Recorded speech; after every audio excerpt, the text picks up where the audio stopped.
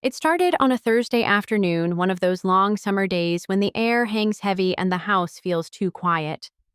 I was folding laundry in the living room, the ceiling fan whirring above me, when my daughter Ava came down the stairs with that particular tone in her voice, the one she used when she was about to ask for something she wasn't sure I'd say yes to. "Mom," she said, drawing the word out like she was testing the water, "you remember Mason, right?" I looked up from the stack of towels. "Of course. From school?" She nodded.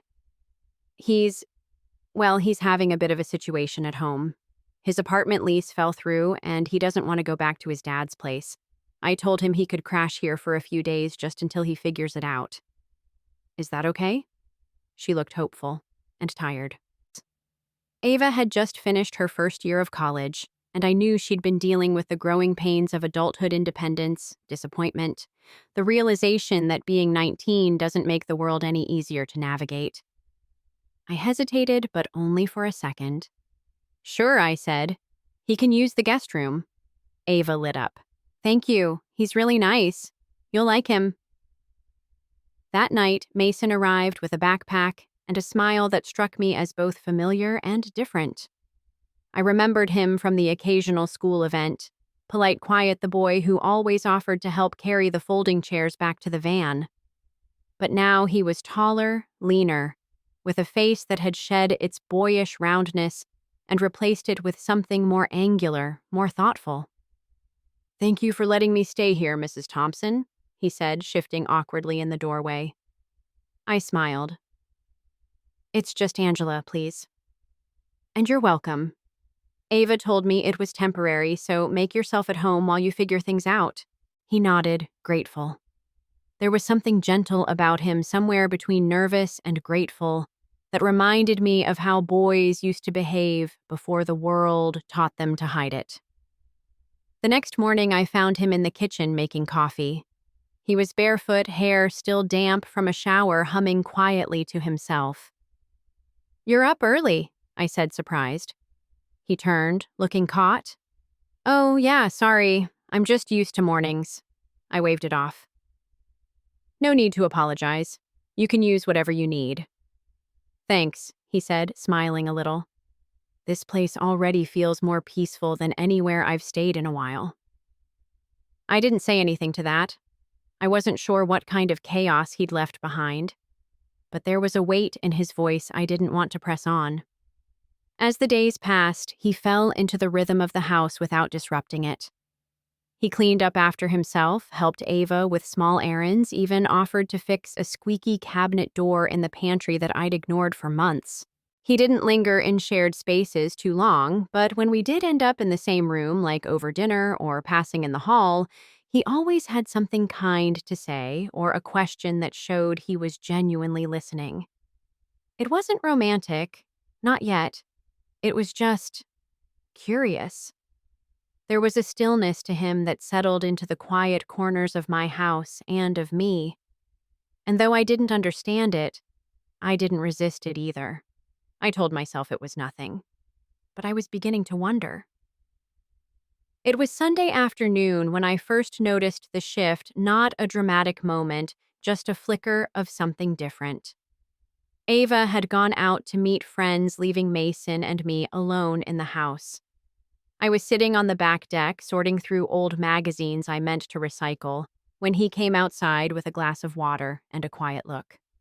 "Mind if I sit?" he asked. "Of course not," I said, gesturing to the chair across from mine. The sun was just beginning to dip behind the trees, casting long shadows across the yard. He leaned back, sipped his water, and exhaled like he'd been holding his breath all day. "It's peaceful here," he said. I forgot what that felt like. I looked at him, watching how the fading light softened the edges of his face. "You mentioned that before," I said, "that this place felt more peaceful than anywhere else." "What did you mean?" He hesitated, eyes drifting toward the fence. "I moved around a lot growing up. My mom passed when I was 9.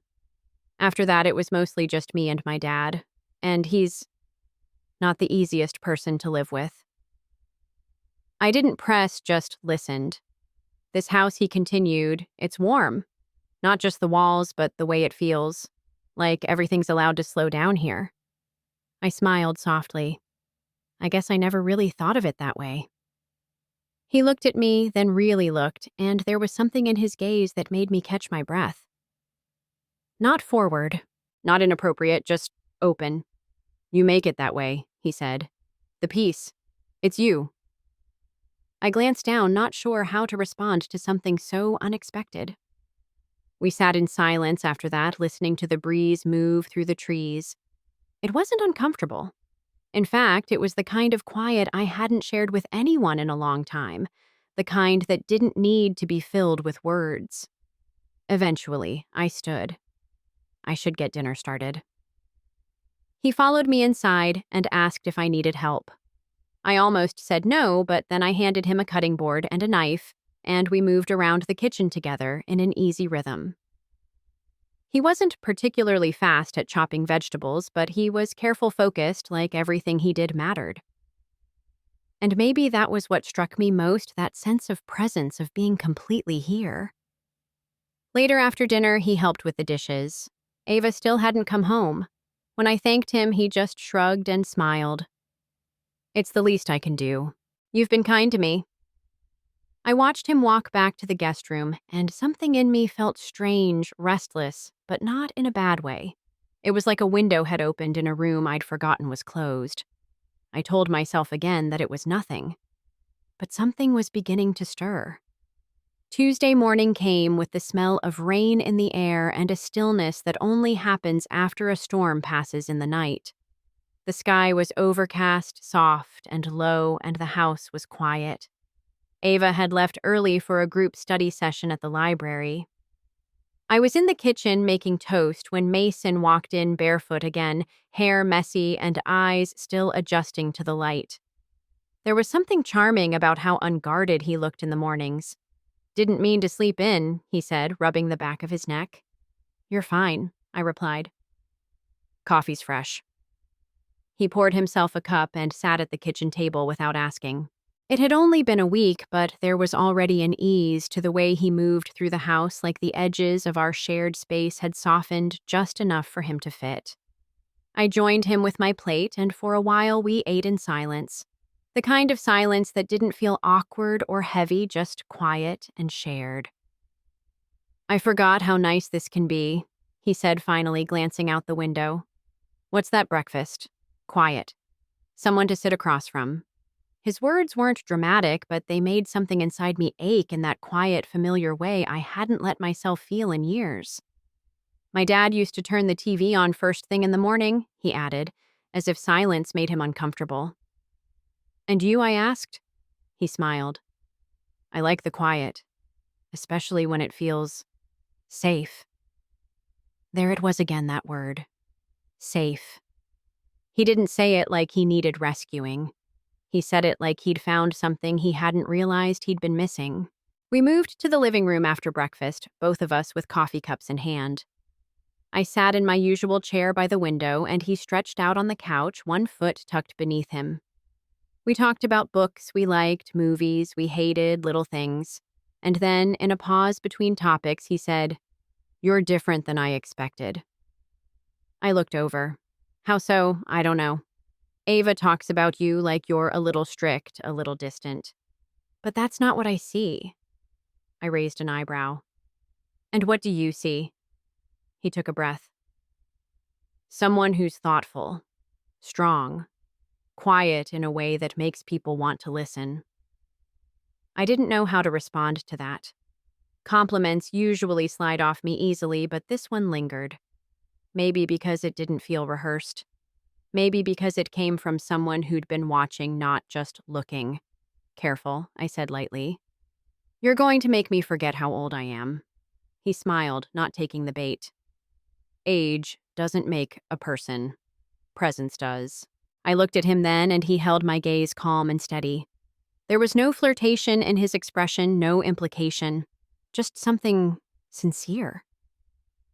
That afternoon, after he'd gone out for a walk, I found myself sitting in the same spot, fingers resting on the rim of my coffee mug long after it had gone cold.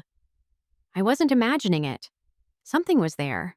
Still small, still unnamed, but real. It was a quiet Thursday evening when it happened, not any grand revelation, just a moment that folded itself into the ordinary and stayed there. Ava had gone out again. I'd offered to cook, but she said she was meeting friends, and Mason, without being asked, stayed behind. I made pasta, nothing fancy, just garlic tomatoes, a bit of basil from the garden. Mason helped in that unassuming way he always did, offering to grate the cheese, setting the table, asking if I needed anything before I could even think to ask. We ate in the dining room, soft music playing from the radio in the corner. The conversation was light at first, mostly about books and a podcast he'd been listening to. But at some point, the silence between us thickened, not uncomfortable, just aware. He set down his fork and leaned back slightly. I keep wondering if this is what a real home is supposed to feel like. I looked up. What do you mean? He paused. I've lived in a lot of places. Couch surfed, cramped apartments, my dad's house where the silence wasn't calm, it was cold. But here, it's different. You're different. I held his gaze for a moment, unsure what to say. He wasn't complimenting the decor or the food. He was talking about something deeper, more intangible. The space we shared. The quiet we'd grown to understand. After dinner, I offered tea and he followed me to the living room. The lights were low. The air outside had cooled and the windows were cracked just enough to let the breeze in. We sat on opposite ends of the couch at first, like always. But this time, the space between us felt more like a question than a boundary. He turned toward me, legs folded underneath him. Can I ask you something? I nodded. Do you ever get lonely? His voice was soft, not prying, just honest. I didn't answer right away. I looked at the tea in my hands, the way the steam curled upward and disappeared into the dimness. Yes, I said. Sometimes it sneaks in when I'm not expecting it. Most of the time I'm fine, but then a song comes on or I find something tucked in a drawer and it just hits. He nodded slowly. I feel that too. We sat there in silence again, but it wasn't the kind of silence that ended a conversation. It was the kind that expanded it without words. After a long pause, he said, "Being here with you, it doesn't feel like something temporary." I looked over at him, heart thudding a little harder than I liked. I know I'm not supposed to say that he added, but I'm not trying to make anything happen. I don't want to ignore what this feels like. My throat tightened. I didn't know how to respond. He wasn't being dramatic, he wasn't trying to charm me, he was just telling the truth. And maybe that's what made it so hard. I don't know what this is, I whispered. Me neither, he said.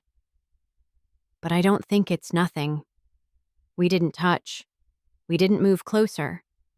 But something passed between us then, quiet, unspoken, undeniable. That night, after he went to bed, I sat alone in the living room for a long while. The house felt different. Or maybe I did. And I wasn't sure what would come next. But I knew something had already begun.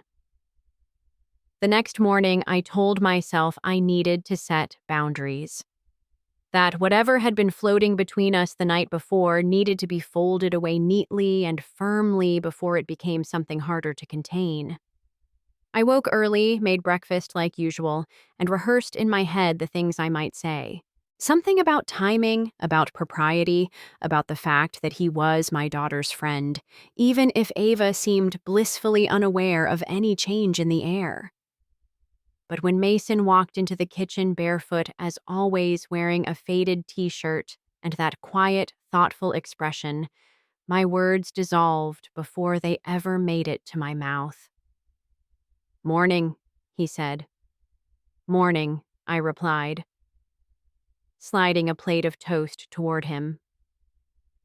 We ate in silence for a few minutes, the kind of silence that used to feel comfortable but now sat somewhere between calm and charged.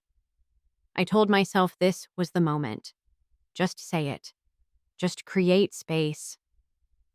But then he spoke. I had a dream last night, he said almost casually. We were both sitting on the porch years from now. You were laughing at something I said. Your hair was longer. I paused, toast in hand. It felt so real, he added, not looking at me now. And when I woke up, I felt peace.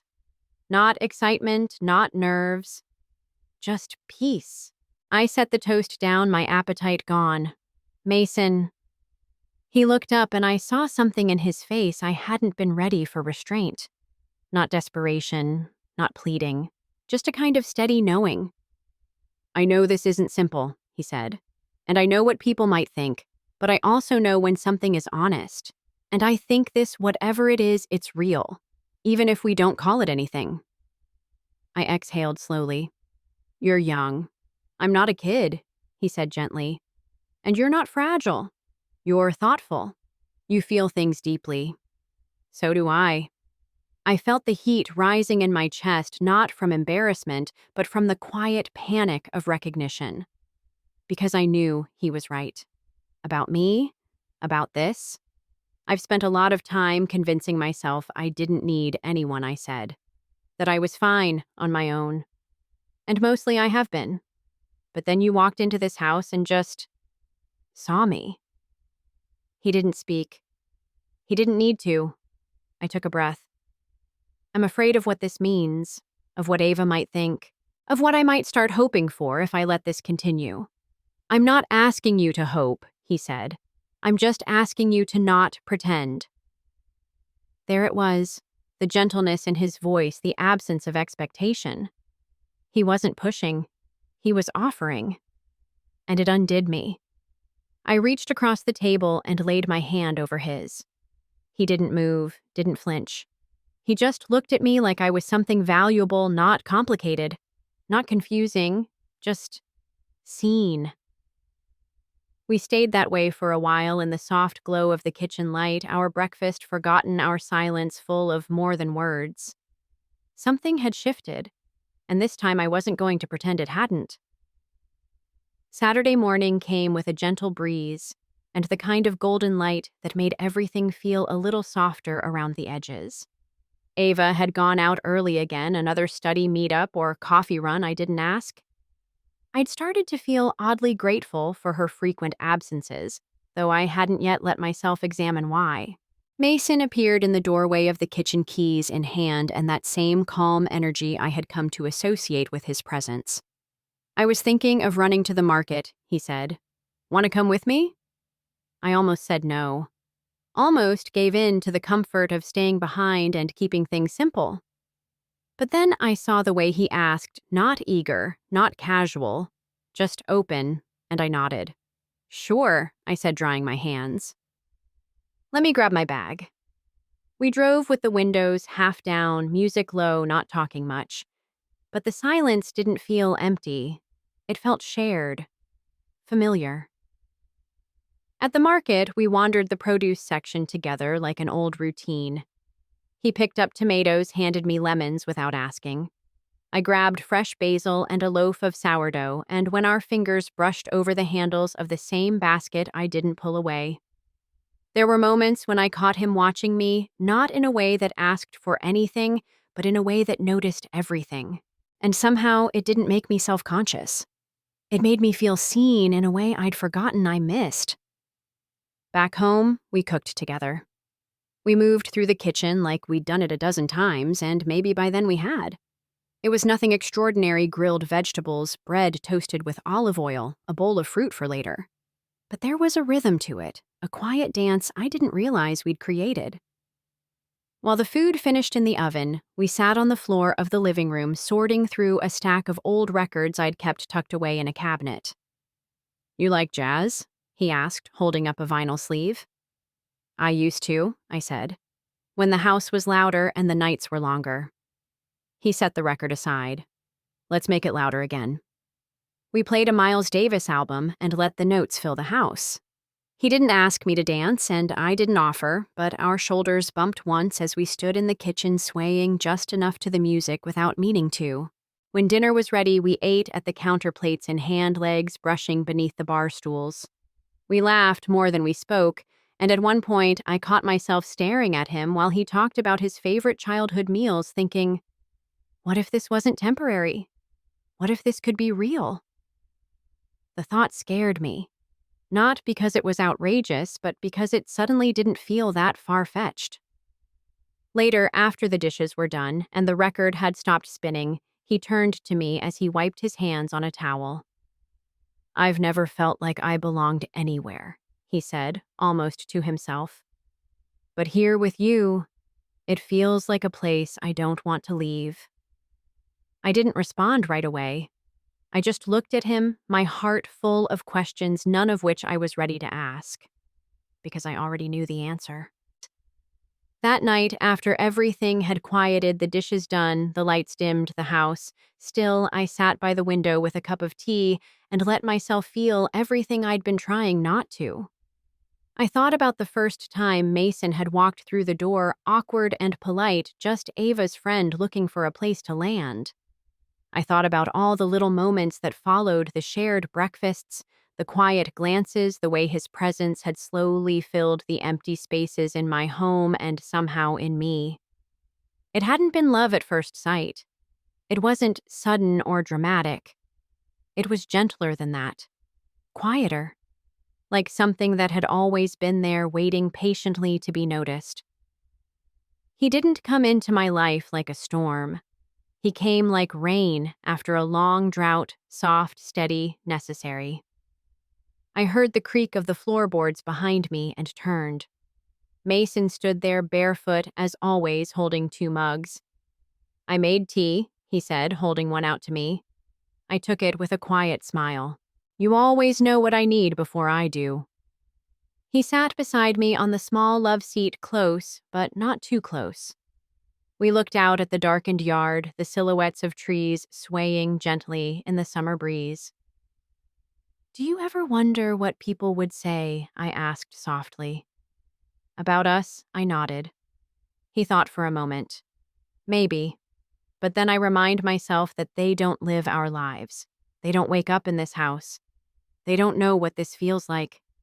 I turned to him. "And what does it feel like?" He met my eyes. Like something real. My throat tightened. Not with fear anymore, but with the tenderness of being truly seen. "I don't need labels," he continued. "I don't need anyone to understand. I just want to keep showing up. If you'll let me." I reached over and placed my hand over his. "We go slow," I said. He smiled. "I wouldn't want it any other way." And just like that, something settled between us, not a promise, not a declaration, just presence, willingness, something steady. Later, after he'd gone to bed and the house was once again wrapped in silence, I stayed there by the window. But this time I didn't feel alone. I felt open. And for the first time in a long time, I looked toward the future and didn't flinch. I know some people might hear this story and shake their heads. They might focus on the age gap or the labels or what's appropriate. But to me, none of that matters as much as this. He made me feel alive again. Not because he saved me, not because I needed someone, but because he saw me and I let myself be seen. Sometimes the heart doesn't follow the script we've been given. Sometimes it just finds its way to what's honest. And maybe that's enough. If you're still listening, and this story stirred something in you, maybe it reminded you of a time when you felt seen, or maybe it gave you hope that it's still possible, I'd love to hear from you. Tell me in the comments, have you ever connected with someone when you least expected it? And if these kinds of quiet, honest stories speak to you, please consider subscribing. There's always another story to tell, and I'd be honored if you'd stay to hear the next one. Until then, take care of your heart. It knows more than we think.